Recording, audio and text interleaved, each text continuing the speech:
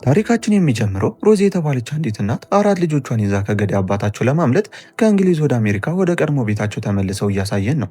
ሮዝ ልጆቿን ጃክ፣ ጄኒ፣ ቢሊን እና ትንሹን ሳምን ይዛ እዚያ እንደደረሱ አንድ ጥብቅ ማስጠንቀቂያ ሰጠቻቸው። ከአሁን በኋላ የአባታቸውን የአያት ስም መጠቀም እንደማይችሉም ነገረቻቸው። በምትኩ ማራቦን የሚለውን ስም እንዲይዙ አደረገች። ከአሁን በኋላ የአያት ስማቸው ማራቦን ሆኗል። ምክንያቱ ደግሞ ቀላል ግን በጣም አስፈሪ ነበር። ሮዝ ይህን ያደረገችው ከባለቤቷ ሲሞን ፌርባር ለመደበቅ ነው። ሲሞን ማለት እጅግ አስከፊ ነገሮችን የፈጸመ የራሱን ቤተሰብ አላግባብ የተጠቀመና አስፈሪ ወንጀሎችን የሰራ ጨካኝና አደገኛ ሰው ነው። አሁን እስር ቤት ቢሆንም ሮዝ ግን አንድ ቀን ተመልሶ የመምጣት እድል እንዳለው ጠንቅቃ ታውቃለች። ለዚህም ልጆቿን ወለሉ ላይ በእግሯ መስመር ሰርታ ይህንን መስመር ሲያቋርጡ ከአሮጌ ቤታቸው ጋር የተያዘው ነገር ሁሉ ከኋላቸው ትተው መሄድ እንዳለባቸው ነገረቻቸው። ከዚያን ጊዜ ጀምሮ የፌርባር ቤተሰብ መሆናቸው አክትሟል። ይህ አዲሱ ቤታቸውም ማራቦን ነው። ቤቱም ከሌሎች ሩቆ በሚገኝ ብቸኛና ገለልተኛ ቦታ ላይ ስለሆነም ለተወሰነ ጊዜ እዚህ ያለው ህይወት ሰላማዊ ሆኖ ተሰማቸው። ልጆቹን በነፃነት መጫወት ጀመሩ። ቀስ በቀስም ፍርሃታቸውን እየረሱት መጡ።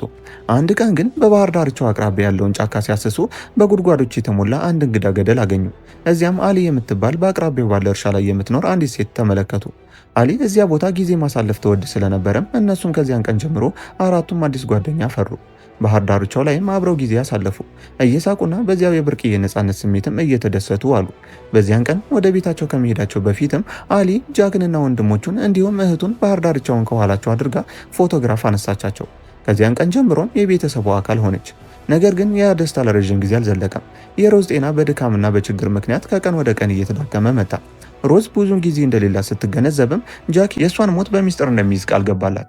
ማንም ሰው 21 ዓመት ከመሙላቱ በፊት እናታቸው መሞቷ ከታወቀ የማህበረሰብ አገልግሎት ሰራተኞች ትንንሽ ልጆቹን ወስደው ይከፋፍሏቸው ስለነበር ሮዝ ከመሞቷ በፊት ለጃክ 10,000 ፓውንድ የተሞላ የብረት ሳጥን ሰጠችው። ሆኖም ያ ገንዘብ ከሲሞን ዝርፊያ የተወሰደ ስለነበር ጃክ ያንን ሁሉ ጊዜ ገንዘቡን እንደደበቀችው ሲያውቅ በድንጋጤ ተዋጠ። ነገር ግን ሌላ ምንም ጥያቄ ከመጠየቁ በፊት ሮዝ አልጋዋ ላይ በጸጥታ አረፈች። ሆኖም ትታው በሄደችው ደብዳቤ ላይ ለእያንዳንዱ ልጆቿ የመጨረሻ መልእክት አስፍራ ስለነበር ጄን እንደ እናት ሆና ትንሹን ሳምን እንድትከባከበው አደራ አለቻት። ቢሊንም በቁጣ ምክንያት በልቡ ውስጥ ያለውን ደግነት እንዳያጠፋው አስታወሰችው። ጃክ ደግሞ ምንም ቢከሰት ሌሎቹን እንደሚጠብቅ ቃል ገብቶላት ስለነበር አራቱም ምንም ይሁን ምንጊዜም አንድ ሆነው እንደሚቀጥሉ ከጎኗ ቆመው ቃል ገቡ። በኋላም ጃክ ሮዝን ከቤቱ ጀርባ ባለው የአትክልት ስፍራ ውስጥ ቀበራት። በመቃብሯ ላይም አራቱ ልጆቿ በየምሽቱ ከጎኗ እንደሚቆዩ ለማሳየት አራት ድንጋዮችን አስቀመጠ። ቀጥሎም በማስታወሻ ደብተሩ ላይ ቀኖችን እያሰመረ 21ኛው የልደት በዓሉ እስኪደርስ ድረስ መቁጠር ጀመረ። ለተወሰነ ጊዜም ህይወትን መቀጠል ችለው ነበር። ነገር ግን ያ በቀላሉ የሚሰበር ሰላም በድንገት ፈረሰ። አንድ ቀን ጄን በክፍሏ ውስጥ አበባዎችን እያዘጋጀች ሳለ ከውጭ የተኩስ ድምፅ ሰማች። ጥይቱም መስታወትን ቀዶ ገባ። እሷም ጥይቱ በበሳው ቀዳዳ በኩል ስትመለከት ከምንም በላይ የሚፈሩት ሰው አባታቸውን ከሩቅ ቆሞ ስላየችው ጄን በከፍተኛ ፍርሃት ተውጣ ጃክን ጠራችው። ከዚያን ጊዜ ጀምሮም በዚያ ቀን ምን እንደተፈጠረ የሚያውቁት ጃክና ጄን ብቻ ነበሩ። የሚቀጥሉ 6 ወራትን በዝምታ አለፉ። ጃክ አሁን በግንባሩ ላይ ከዚህ በፊት የሆነውን ነገር የሚያስታውስ ጠባሳ ተሸክሟል። እስከ 21ኛው የልደት በዓሉ ድረስም ጥቂት ሳምንታት ብቻ ቀርተውታል። ነገር ግን አሁንም ስለ አሮጌው ቤታቸው የሆነ የተለየና የሚያስጨንቅ ስሜት ይሰማቸው ጀመር። ሳም ብዙ ጊዜ በሰገነቱ ደረጃ አጠገብ ወዳለው መስታወት ይመለከት ስለነበረም ይህን ባደረገ ቁጥር ከላይ ካለው ቦታ ደካማ የመቃሰት ድምጾች እንደሚሰሙ ይናገራል። ጃክም ሰገነቱ ውስጥ አንድ አስፈሪ ነገር እንደተደበቀ ስለተሰማው በመጨረሻ መስታወቱን በሸራ ሸፈነው። ሆኖም አንድ ቀን ድንገት ጣሪያው ላይ ትልቅ ጨለማና አስጨናቂ የሆነ እድፍ ታየ። ጃክም በፍጥነት ቀለም ይቀባውና የጣሪያውን በር ዘጋው። ነገር ግን ከዚያም በኋላ እንኳን ወደ ሰገነቱ አካባቢ በሄደ ቁጥር ኃይለኛ ራስ ምታት ይመታው ጀመር። ማንኛውንም ተጨማሪ ነገር ለማስወገድ ሲልም እቃዎችን ለመግዛት ወደ ውጭ በሄደ ቁጥር ወንድሞቹንና እህቱን ቤት ውስጥ ቆልፎባቸው መሄድ ጀመረ። ሳምና ጄንም ጃክ ጉዞ ላይ በነበረበት ሰዓት ካርታ ተጠቅመው አሁን የት ሊደርስ እንደሚችል ለመገመት ይሞክራሉ። ሆኖም በአቅራቢያቸው የምትገኘው ትንሽ ከተማ ጥቂት ነዋሪዎች ብቻ ያሉባት ስትሆን አብዛኞቹ ግን እናታቸውን አሁንም ያስታውሷታል። በየሳምንቱም ጃክ ጄን ቤት ውስጥ የጋገረቻቸውን ዳቦዎች ወደ ግሮሰሪ መደብር ይዞ በመሄድ ለዕለታዊ ፍላጎቶቻቸው ይለውጣቸዋል። የከተማው ሕዝብ ስለ ሮዝ ደጋግሞ ይጠይቀው ስለነበረም ሮዝ አሁንም በሕይወት እንዳለችና ቤት ውስጥ እያረፈች እንደሆነ ይናገራል። ስራዎችን ከጨረሰ በኋላም ሁልጊዜ አሊ የቤተ መጻሕፍት ባለሙያ ሆና ወደምትሰራበት የከተማዋ ቤተ መጻሕፍት ይሄዳል። ባለፉት 6 ወራት ሁለቱም በጸጥታ ግንኙነት ስለጀመሩ በሳምንት አንድ ጊዜ በቤተ መጻሕፍት ውስጥ ይገናኛሉ። ነገር ግን ጃክ የእናቱን መሞት ከአሊም ደብቋት ነበር። በዚህም ምክንያት አሊ ቤታቸውን ጎብኝት አታውቅም። ጃክ እናቱ በጣም እንደታመመችና ሙሉ እረፍት እንደሚያስፈልጋት ብቻ ነበር የሚነግራት። አንድ ቀን ግን ያልታሰበ ነገር ተፈጠረ። ቶም ፓርከር የተባለ ሀብታም ጠበቃ በቤተ መጽሐፍቱ ብቅ አለ። ለአሊም የተለየ ፍላጎት ያለው ይመስላል። ለዚህም ማሳያ ብርቅዬ የሆነ መጽሐፍ በስጦታ ይዞላት መጣ። ነገር ግን ጃክን እዚያው ሲያየው ሊነግረው የሚፈልገው አስፈላጊ ነገር እንዳለው አሳሰበው። የቤትን ውርስ ለማጠናቀቅና የወረቀት ስራውን ለመጨረስ ሮዝ $200 ማዘጋጀት እንዳለባትም አስታወሰው። ይባስ ብሎ ደግሞ ቶም በሚቀጥለው ቀን ከሰዓት በኋላ ቤታቸውን ለመጎብኘት ቀጠሮ መያዙን ሲናገር ጃክ በድንጋጤ በረደ። እየሮጠም ወደ ቤቱ ተመልሶ ቶም በሚቀጥለው ቀን የእናታቸውን ፊርማ ለመሰብሰብ እንደሚመጣ ለጄንና ለቢኒ ነገራቸው። ችግሩን ከባድ ነበር። ቶም ሮዝ ቀድሞውኑ እንደሞተች ካወቀ አራቱ ወንድሞችና እህቱ ተለያይቶ ሊወሰዱ ይችላሉ። የባሰው ደግሞ የጠየቀው $200 እንኳን አልነበራቸውም። ጄን በሺዎች የሚቆጠሩ የቤት ውስጥ ኬኮችን ብትሸጥም እንኳን ያን ያህል ገንዘብ ማግኘት አትችልም። ይህም ሁኔታ አንድ አማራጭ ብቻ እንዲኖራቸው አደረገ። ያም በአንድ ወቅት የአባታቸውን የነበረውን የተሰረቀ ገንዘብ መጠቀም። ይህ ደግሞ አንዳቸውም ቢሆኑ ሊያደርጉት የማይፈልጉት ነገር ነበር። ቢሊም ገንዘቡን የተደበቀበትን የብረት ሳጥን ፍለጋ ገባ። ግን በሚገርም ሁኔታ ሳጥኑን ቦታው ላይ ሊያገኘው አልቻለም። እሱም ለተወሰነ ጊዜ ከፈለገው በኋላ በመጨረሻ ከባህር ዳርቻው ባለው ገደል ውስጥ ባለ ጠባብ ስንጥቅ አጠገብ አገኘው። ዙሪያውን ሲመለከትም አንድ ቢላዋም አብሮት ነበር። ሳጥኑ ውስጥም እናታቸው ትተው የሄደችው 10,000 ፓውንድ እንዳለ ነው። ጄን የተሰረቀውን ገንዘብ አንጠቀምም ብላ አጥብቃ ብትቃወምም ጃክ ግን ሌላ ምርጫ ስላልነበረው ለቶም የሚከፍለውን የተወሰነ ገንዘብ ወስዶ ለጠበቃው ጉብኝት መዘጋጀት ጀመሩ። ጃክም ምንም አይነት ጥርጣሬ እንዳይፈጠር ቆሻሻውን ጣሪያ ቀለም ቀባው። ጄን ደግሞ ሮዝ አሁንም በህይወት እንዳለች ለማስመሰል የእናታቸውን ፊርማ በጥንቃቄ መገልበጥ ተለማመደች። ጃክም ቤቱ መደበኛና ሰው ያለበት እንዲመስል የእናታቸውን ልብሶች አውጥቶ ከቤቱ ውጭ ገመድ ላይ ሰቀላቸው። ሁሉም በመተባበርም ቤቱን በተቻለ መጠን አጽድተው በማግስቱ ለሚመጣው ቶም አቀባበል አዘጋጁ። በማግስቱም ቶም ወደ ቤቱ ሲደርስ ጃክ ወዲያውኑ በር ላይ ተቀብሎት $200 አስረከበው። እናቱ በጣም ታማ ከአልጋዋ መነሳት እንደማትችልም ነገረው። በዚህም ምክንያት ጃክ የውርስ ወረቀቶችን እሱ ራሱ ይዞለት ገብቶ እንድትፈርም በማድረግ ተመልሶ እንዲያመጣለት ቶምን ጠየቀው። ምክንያቱም ሮዝ በበሽታዋ የተነሳ ስላፈረች ማንም ሰው በዚያ ሁኔታ እንዲያያት እንደማትፈልግ ስላሳመነው ቶም በዚህ ሀሳብ ሲስማማ ጃክ ሰነዶችን ወደ ውስጥ ይዞ በመግባት የእናታቸውን ፊርማ እንድታስመስል ለጄን በፍጥነት ሰጣት። ሆኖም ጄን እየፈረመች ሳለ ግን ቶም ቤቱን መቃኘት ጀምሮ ቦታው በአግባቡ እንዳልተያዘ በሚያሳይ መልኩ ከቤት ውጭ በዱር የበቀሉ ወይኖችን አስተዋለ። ወደ ውስጥ ሲመለከት ደግሞ በደረጃው ላይ የተሰነጠቀውን መስታወትና በቅርቡ ቀለም የተቀባውን ጣሪያ ተመለከተ። በመጨረሻም ወደ ሮዝ መኝታ ክፍል በር ፊት ለፊት ሄዶ ሲቆም ግን ጃክ አደጋውን በመገንዘብ ጄን ቶሎ ብላ እንድትፈርም በጸጥታ አሳሰባት። በተመሳሳይ ጊዜ ደግሞ ቶም ምንም እንዳይጠራጠር በማሰብ ከክፍሉ ውጭ ሆኖ ከእናቱ ጋር እንደሚያወራ በማስመሰል በመጨረሻም ሁሉም ነገር እንዳሰቡት ተሳካ። የውርስ ወረቀቱም ተፈርሞ ተጠናቀቀ። ቤቱም በይፋ ከወላጆቿ ወደ ሮዝ ስም ተዘዋወረ። ጃክና ወንድሞቹም ሀብታሙን ጠበቃ በተሳካ ሁኔታ በማታለላቸው እፎይታ አግኝተው ተነፈሱ። በዚያው ምሽትም ነገሮች ወደ ቀድሞ ሰላማቸው የተመለሱ መሰሉ። ወንድሞቹና እህቱም ምሽቱን አብረው በማውራትና የተለያዩ ጨዋታዎችን በመጫወት አሳለፉ። ነገር ግን በጨዋታቸው መሃል ሳም ወደ ደረጃው የተንከባለለው እንዳያስ ሊያነሳ ሲሄድ ድንገት ባለበት በረደ። መስታወቱን ሸፍነውት የነበረው ጨርቅ በሆነ መንገድ ተንሸራቶ ወድቆ ስለነበር ሳም የፍርሃት ብርድ በአከርካሪው ላይ ሲወርድ ተሰማው። ምክንያቱም ያ መንፈስ ተመልሷል። ጃክም ሁኔታው አስፈሪ መሆኑን ስላወቀ ወንድሞቹንና እህቱን በፍጥነት ወደ ድብቅ መጠለያቸው ወሰዳቸው። ድንጋጤያቸውን ለማርገብም የሙዚቃ ማጫወቻውን ከፍቶ ልጆቹን ካረጋጋ በኋላ እንደገና መስታወቱን ለመሸፈን ወደ ታች ተመለሰ። በዚያው ቅጽበት በጣሪያው ላይ ባለች ትንሽ ስንጥቅ በኩል ወደ ሰገነቱ ሲመለከት ግን አንድ እንግዳና ሊገለጽ የማይችል ነገር እዚያ እንዳለ በማስተዋሉ ድንገት ሚዛኑን ስቶ በመውደቅ ለተወሰነ ጊዜ ራሱን ሳተ። ካፍታ ቆይታ በኋላ ራሱን አውቆ ሲመለስ ግን ልጆቹ ሰገነት ውስጥ ያለው አስፈሪ ነገር መመለሱን በእርግጠኝነት አመኑ። ይህ የሆነው ደግሞ የአባታቸውን የሲሞንን ገንዘብ ስለነኩ እንደሆነ ተረዱ። የሰገነቱ በር ቀድሞውኑ በብሎኬት ተዘግቶ የነበረ ቢሆንም አሁንም መከላከያውን የበለጠ ለማጠናከርም ወሰኑ። ከሰገነቱ ጋር በቀጥታ የተገናኘውን የጭስ ማውጫን ጭምር ደፈኑት። በማግስቱ ጠዋትም ቢሊ ያንን የብረት ሳጥን በጭስ ማውጫው በኩል መልሶ በመጣል በሩን እንደገና ዘጋው።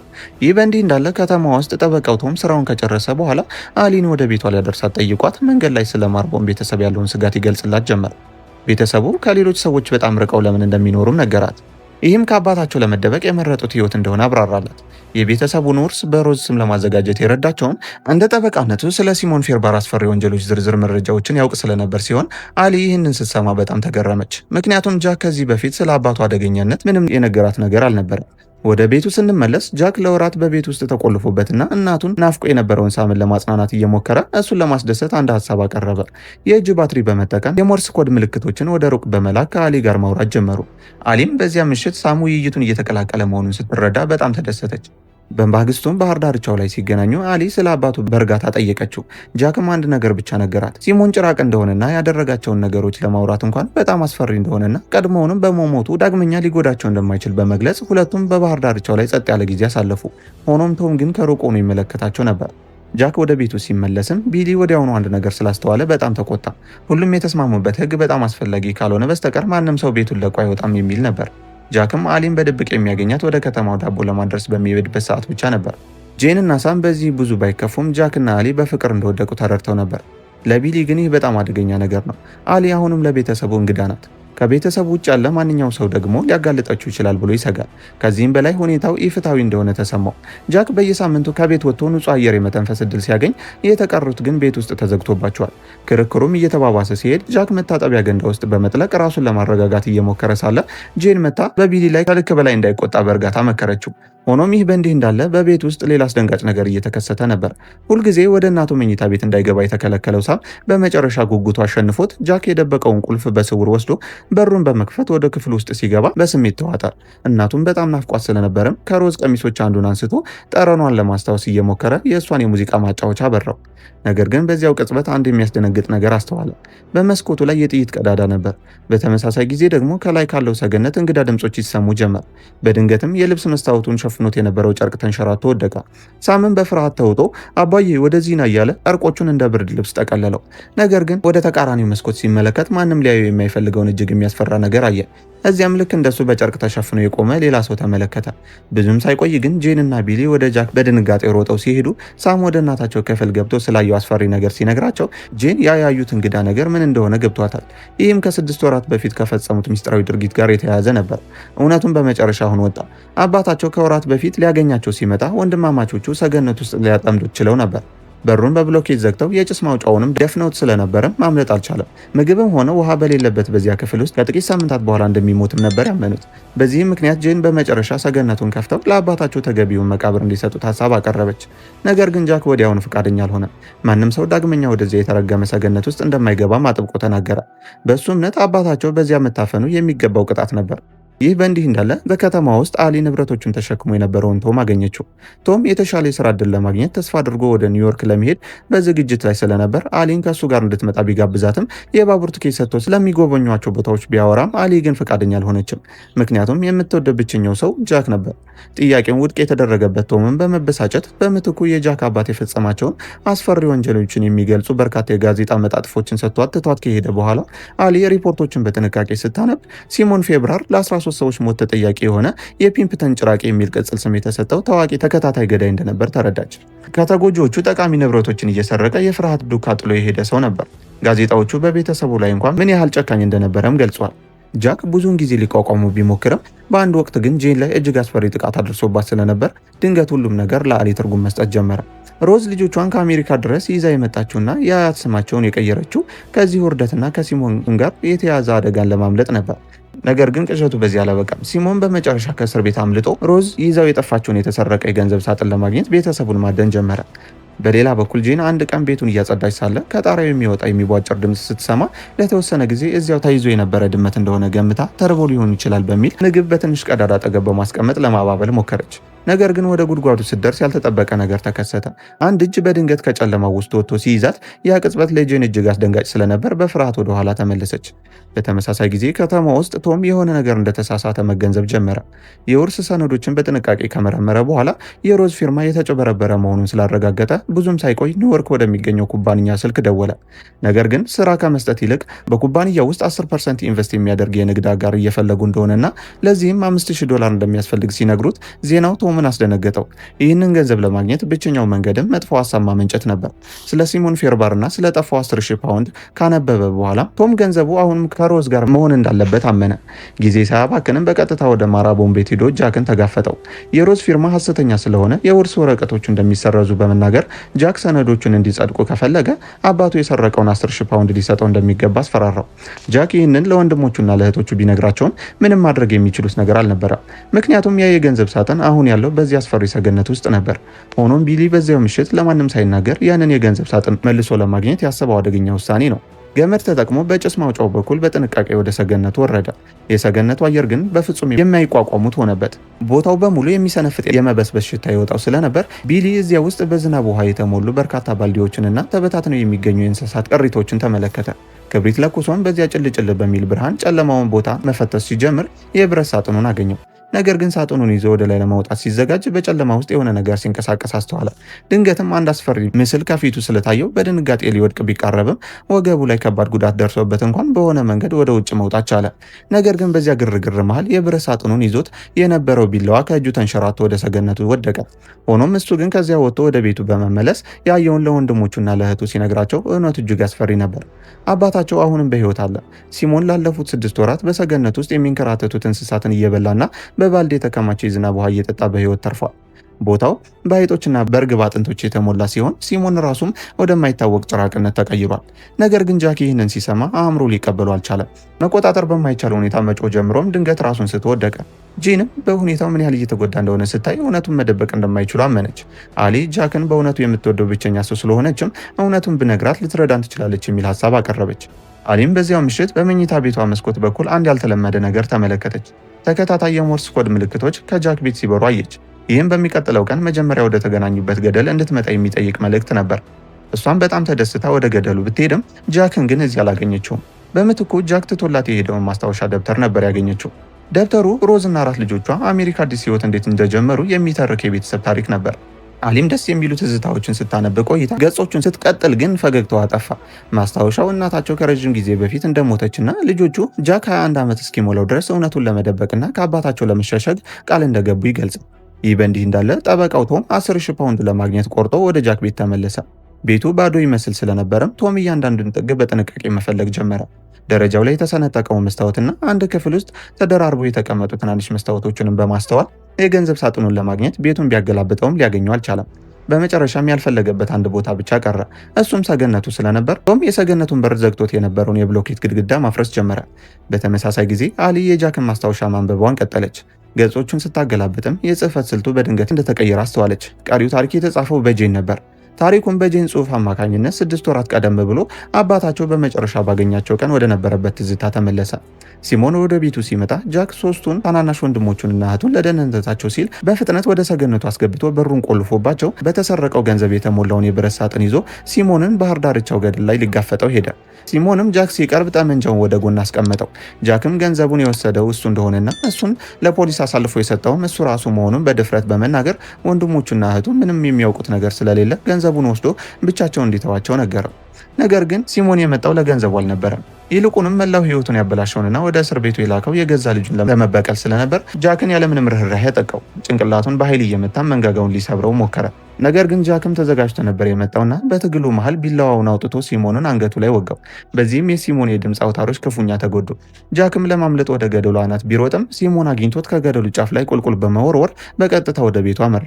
ሆኖም ሰገነቱ ከውጭ ተቆልፎ ስለነበር በጭስ ማውጫው በኩል ወደ ውስጥ ገባ። ታሪካችንም ከዚህን ጊዜ ጀምሮ በሁለት የተለያዩ የጊዜ ሰሌዳዎች ይከፋፈላል። በሌላ በኩል ጃክ ከገደል መውደቁን ቢተርፍም ጭንቅላቱ ላይ ግን ከባድ ጉዳት ደርሶበታል። ሆኖም ንቃተ ህሊናውን ሲያገኝ ግን ወንድሞቹን ለማዳን የሲሞንን ጠመንጃ ይዞ ወደ ቤቱ በመሮጥ ሰገነቱ በር ላይ ሲደርስ የሲሞንን ድምፅ ከውስጥ ስለሰማ ሲሞን በሩን ከፍቶ ምን እንደተፈጠረ እንዲያይ ይገዳደረው ጀመር። ይህ በእንዲህ እንዳለ በአሁኑ ጊዜ ጠበቃው ቶም በመጨረሻ የብሎኬት ግድግዳውን ሰብሮ ወደ ሰገነቱ እንደገባ ክፍሉን የሞላው አስከፊ የበሰበሰ ሽታ ወዲያውኑ አፍንጫውን መታው። በክፍሉ መሃልም በጨርቅ የተሸፈኑ ነገሮችን ስለተመለከተ ጨርቁን ቀስ አድርጎ ሲያነሳው እጅግ አስደንጋጭ እውነት ተገለጠ። ጄን፣ ቢሊ እና ሳም ላለፉት 6 ወራት ሞተው ነበር። የተገደሉትም በገዛ አባታቸው በሲሞን ነው። ቀደም ሲል በጣሪያው ላይ ይታይ የነበረው እድፍ የዝናብ ውሃ ሳይሆን ለረጅም ጊዜ ደርቆ የቆየ የልጆቹ ደም ነበር። ጃክም ወንድሞቹና እህቱ መገደላቸውን ባወቀ ጊዜ አእምሮው ያንን አስደንጋጭ ሁኔታ ሊቋቋሙ ባለመቻሉ በጥፋተኝነት ስሜት ተሞልቶ 3 አሻንጉሊቶችን እንደ ወንድሞቹና እህቱ አድርጎ ለእነሱ መከላከል ባለመቻሉ ደጋግሞ ይቅርታ ይጠይቃቸው ጀመር። ከእነሱ ጋር ለመቀላቀልም የራሱን ሕይወት ለማጥፋት አስቦ ነበር። ነገር ግን ቃታውን ከመሳቡ በፊት ከድብቅ መጠለያቸው ውስጥ ሙዚቃ በድንገት ተጫወተ። ጃክም ወደዚያ ሲሮጥ ጄን፣ ቢሊ እና ሳም በሰላም ተኝተው ያያቸው መሰለው። አእምሮ ሙሉ በሙሉ መሰበር የጀመረው በዚያው ቅጽበት ነበር። ብዙ ሳይቆይም ከመስታወቶቹ የሚሰሙትን አስፈሪ ድምፆችንም መስማት ጀመረ። ልጆቹ በሲሞን የተገደሉበትን ቅጽበትም በምናቡ ደጋግሞ ያየው ጀመር። ያንን እውነታ መጋፈጥ ስላልቻለም በቤት ውስጥ ያሉትን መስታወቶች በሙሉ ሰባብሮ በሌሎች አንጸባራቂ ነገሮች ሸፈናቸው። ነጸብራቆቹ ግን የሞቱ ወንድሞቹን አላሳዩትም። የእውነት ደግሞ ለሱ በጣም የሚጎዳ ነበር። የተከሰተውን ትዝታ ለማጥፋትም የሰገነቱን በር በብሎኬት ዘጋው። በውስጡ ባለው የቢሊ ስብዕና አማካኝነትም ሲሞኑን ውስጥ አስቀርቶ ጭስ ማውጫውን ደፈነው። ከዚያን ቀን ጀምሮ ጃክ በተለያዩ ስብዕናዎች መካከል እየተቀያየረ በዚያ ቤት ውስጥ ብቻውን መኖር ጀመረ። ለስላሳው ስብዕናው የእናቱን ፊርማ የሚፈርም ታሪኩን በማስታወሻ ደብተር ውስጥ የሚጽፍና መጽሐፉን ላሊ የሰጠው የጄን ስብዕና ነበር። ግልፍተኛውና ግትር ወገኑ የቢሊ ስብዕና ሲሆን፣ ንጹሕና ፈሪው ደግሞ የሳም ስብዕና ነበር። ይህ በእንዲህ እንዳለ ሲሞን በሰገነት ውስጥ ተቆልፎበት ስለቀረ መጀመሪያ ላይ ሳይሰለች ይጮህ ነበር። በኋላ ግን የተጎዳው የድምፅ አውታሩ ሙሉ በሙሉ እስኪከዳው ድረስ ዝምታ ሰፈነ። ወራት እያለፉ ሲሄዱም ሁኔታው እየተባባሰ ሄደ። ሲሞን በዚህ አስፈሪ ሰገነት ውስጥ ለወራት የቆየው ወደዚያ የሚንከራተቱ እንስሳትን በመብላትና የዝናብ ውሃ በመጠጣት ነበር። በሌላ በኩል አሊ ሙሉ ታሪኩን ከመጽሔቱ ላይ ካነበበች በኋላ በድንጋጤና በሐዘን ልቧ ተሰበረ። ያለምንም ማመንታት ወዲያውኑ ወደ ማርቦን ቤት ሮጠች። እዚያም ጃክን በተደበቀው መጠለያ ውስጥ አገኘችው። ሆኖም ጃክ አሁንም በከባድ የአእምሮ መረበሽ ውስጥ ሆኖ ወንድሞቹን እያጽናና ስብዕናው ይለዋወጥ ነበር። አሊም ጃክን ወደ እውነታው ለመመለስ በከፍተኛ ሁኔታ እየሞከረች ወገቡ ላይ ያለውን ጉዳት ስታይ ቀደም ሲል በጭስ ማውጫው በኩል ወደ ሰገነቱ ወርዶ የነበረው እሱ ራሱ እንደነበረ ተገነዘበች። ነገር ግን ቁስሉን ለማከም ብትሞክርም ጃክ ወንድሞቹ መጨነቅ እንደማይፈልጉ በመግለጽ እንድትወጣ ሲያስገድዳት አሊ ከመጠለያው ከወጣች በኋላ ጣሪያው ውስጥ የሚሰማ አንድ እንግዳ ድምፅ ትኩረቷን ስለሳበው ወደ ሰገነቱ በቀስታ ወጣች። እውነቱን ችላ ማለት ግን የማይቻል ነበር። እዚያም በጨርቅ የተሸፍኑ የነበሩትን የጄን የቢሊንና የሳምን አስክሬን ተመለከተች። ነገር ግን ከዚያ የበለጠ አስፈሪ ነገር ከፊቷ ተደቀነ። ጠበቃው ቶም እዚያው ተዘርሮ ነበር። አንገቱ በሲመንቶ ወቅቶም ሕይወቱ አልፏል። ሲሞን ለወራት እዚያ ውስጥ ተዘግቶበት ስለነበረ የሞተ ቢመስልም አሁንም ግን በሕይወት ስለነበር ከበሩ ጀርባ በድንገት ብቅ ብሎ በሩን ሲዘጋው አሊ በከፍተኛ ፍርሃት ተውጣ ጃክ እንዲረዳት ጮኸች። ነገር ግን ጃክ አሁንም በራሱ ምናብ ውስጥ ጠፍቶ ስለነበር ምላሽ አልሰጣትም። እሷም ተስፋ በመቁረጥ የጃክ ወንድሞችና እህት ስም መጥራት ጀመረች። በተለይም ጠበኛ የሆነውን የቢሊን ስብዕናን ስትማጸን ይህም ብልሃቷ ሰርቶ ጃክ በቢሊ ስብዕና ስር ሆኖ ወደ ሰገነቱ ዘልቆ ገባ። በዚህን ጊዜ ግን ሲሞንን በቀጥታ ተጋፍቶ ጭንቅላቱ ላይ በጥይት ተኩሶ ያንን የረዥም ጊዜ ቅዠት ለአንዴና ለመጨረሻ ጊዜ ቋጨው። ከእሷ ራቁ፣ ይህ የእኛ ቦታ ነው ሲልም ተደመጠ። ለመጀመሪያ ጊዜ ሙሉ በሙሉ ወደ ሰገነቱ በመግባት የሶስቱ ወንድሞቹና እህቱን አስክሬን በመመልከት እውነታውን ተቀበለ። አሊም ጃክን ወደ አእምሮ ሐኪም ዘንድ ወሰደችው። 3 ወራትም በዚህ መልኩ አለፉ። ጃክም ለሚከታተለው ሕክምና ምስጋና ይግባውና ተለዋዋጭ ስብዕናዎቹን ማየት አቆመ። አሊም በዚህ አስቸጋሪ ሂደት ሁሉ በእያንዳንዱ እርምጃው ከጎኑ ቆማ ደገፈችው። ዶክተሩም አሊን ከጃክ ጋር ለመቆየት ላላት ውሳኔ ደግማ እንድታስብበት አስጠነቀቃት። የደረሰበት ጉዳት እጅግ ጥብቅ ስለነበር እሱን መንከባከብ የዕድሜ ልክ ኃላፊነት ሊሆንባት እንደሚችልም ሲነግራት፣ አሊ ግን ውሳኔዋን አስቀድማ አሳልፋ ነበር። ከምትወደው ሰው ጋር ለመቆየትና በትዕግስት እንዲፈወስ ለመርዳት መረጠች። አንድ ቀንም ከሐኪም ቤት ተመልሰው በረንዳ ላይ ሳሉ አሊ ለጃክ አንድ ስጦታ ሰጠችው። ያ ስጦታ ከረጅም ጊዜ በፊት በባህር ዳርቻው ላይ አብረው የተነሱት የጃክ የጄን የቢሊና የሳም ፎቶግራፍ ነበር። ታሪካችንም ጃክ ፎቶን ሲመለከት ፈገግ ብሎ ለአጭር ጊዜም ቢሆን ወንድሞቹንና እህቱን በምናቡ ከሩቅ ቆሞ እጃቸውን ሲያውለበልቡለት እየታየው እያሳየን ያበቃል። የዛሬው የፊልም ታሪካችንም ይህን ይመስል ነበር። ቀጣይ የምንለቃቸው የፊልም ታሪኮች እንዲደርሷችሁ ቪዲዮውን ላይክ፣ ቻናሉን ደግሞ ሰብስክራይብ አድርጋችሁ የደወል ምልክቷን በመንካት ቤተሰብ ይሁኑ።